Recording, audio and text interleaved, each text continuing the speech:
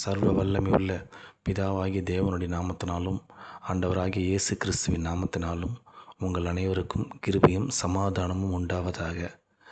ஆதியாகமம் 3ஆம் அதிகாரத்தில் தேவன் உண்டாக்கின சகல காட்டு மிருகங்களை பார்க்கிலும் சர்ப்பமானது தந்திரம் உள்ளதாய் இருந்தது என்று சொல்லப்பட்டிருக்கிறது. அதே 3ஆம் அதிகாரத்தில் சபிக்கப்பட்ட பின்பு நீ உயிரோடு இருக்கும் நாளளவும் வயிற்றினாலே நகர்ந்து மண்ணை தின்பாய் என்று சொல்லப்பட்டிருக்கிறது. பாம்பு எங்காவது பேசுமா? ஒன்று. ரெண்டாவது, இன்றைக்கி நாம் பார்க்குற பாம்பு மண்ணை சாப்பிடுதா? சில வகையான பூச்சிகள், எலி, தவளை இதெல்லாம் சாப்பிடுது. ஒரு சில வகையான பாம்புகள் ஆடு சாப்பிடுது, சில வகையான பாம்புகள் மனுஷனை கூட சாப்பிடுது. அப்படியானால் இங்கே சொல்லப்பட்டது என்ன? எது பேசிச்சு? பாம்பு பேசிச்சா? ஒரு சிலர் சொல்லுவாங்க, அன்னைக்கு ஆதாம் ஏவாள் தவறு செய்கிறதுக்கு முன்னாடி எல்லாம் பேசிச்சு, இப்போ பேசலன்னு சொல்லிட்டு. அந்த மாதிரி நமக்கு எங்கேயும் வசனம் இல்லை. அப்போது எல்லாத்துக்கும் ஜோடி வசனங்கள் இருக்குன்னு வேதத்தில் சொல்லப்பட்டிருக்கிறது.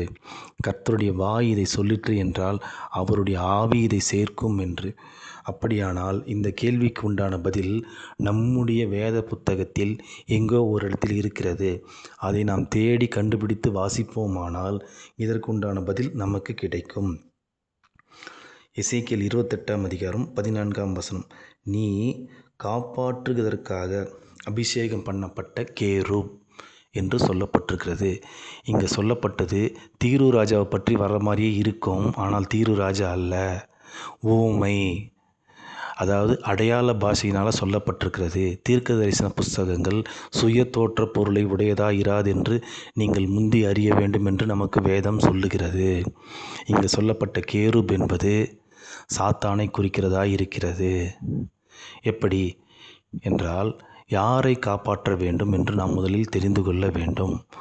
ஆதாமையும் ஏவாளையும் காப்பாற்ற வேண்டும். எதுக்கு? அவர்கள் அந்த கனியை புசிக்கக்கூடாதென்று, நன்மை தீமை அறியத்தக்கதான கனியை புசிக்காதபடிக்கு, அவர்கள் பாவத்தில் விழாதபடிக்கு காக்க வேண்டிய வேலையை தான் சாத்தானாய் ஆகுவதற்கு முன்பு இருந்த கேருபான லூசிபர் கிட்ட தேவனாகிய கர்த்தர் கொடுத்தாரு. சமயம் பார்த்து அதை புசிக்கும்படி ஏவாளை வஞ்சித்தது சாத்தான். இந்த மாதிரி மறைபொருள்கள் அநேகம் வேதத்தில் உள்ளது. அதனால தான் தேவனாகிய கர்த்தர் சபித்த பின்பு ஏன் ஏதேன் தோட்டத்துக்குள்ளே வந்தது என்று பார்த்தோமானால், நீ உன் இருதயத்தில் சொன்னாயே என்று சொல்லப்பட்டிருக்கும். என்ன சொன்ன இருதயத்தில்?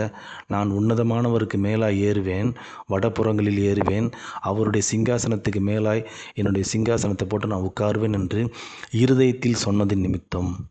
இருதயத்தில் சொன்னால் தண்டிக்க முடியுமானா தண்டிக்க முடியாது. உதாரணத்துக்கு, நாம் ஒருவரை கொல்ல வேண்டும் என்று மனசில் நினச்சோமானால் இதுக்கு தண்டனை கொடுப்பாங்களான்னா கொடுக்க மாட்டாங்க. ஏன்னா குற்றம் நிரூபிக்கப்படலை.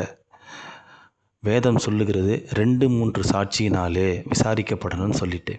இப்போது இந்த காரியம் ஏதேன் தோட்டத்தில் நடந்த பிறகு சாத்தானுக்கு 2 சாட்சி கிடைச்சாச்சு. ஆதாமுக்கும் 2 சாட்சி, ஏவாளுக்கும் 2 சாட்சி. அப்போது 2-3 சாட்சி என்று தேவனுடைய நியாய பிரமாணத்தின்படி தான் தேவன் அவர்களை ஏதேன் தோட்டத்திலிருந்து வெளியேற்றினார்.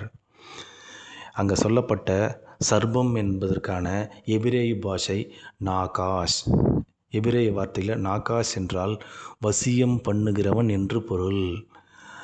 அப்படித்தான் இன்றும் சாத்தான் நம்மளையும் அநேக காரியங்களிலும் அநேக விஷயங்களிலும் தேவனிடத்தில் சேராதபடிக்கு நம்மளை வஞ்சித்து வசியம் செய்து உலகத்தின் காரியங்களை கொடுத்து, உலகத்தின் இச்சைகளை கொடுத்து, உலகத்தின் சௌகரியங்களையும் வசதிகளையும் கொடுத்து தேவனிடத்தில் சேராதபடிக்கு தடை பண்ணி போடுகிறான்.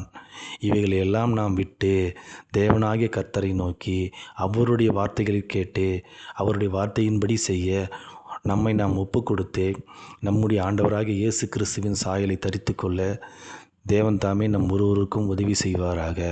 ஆமேன்.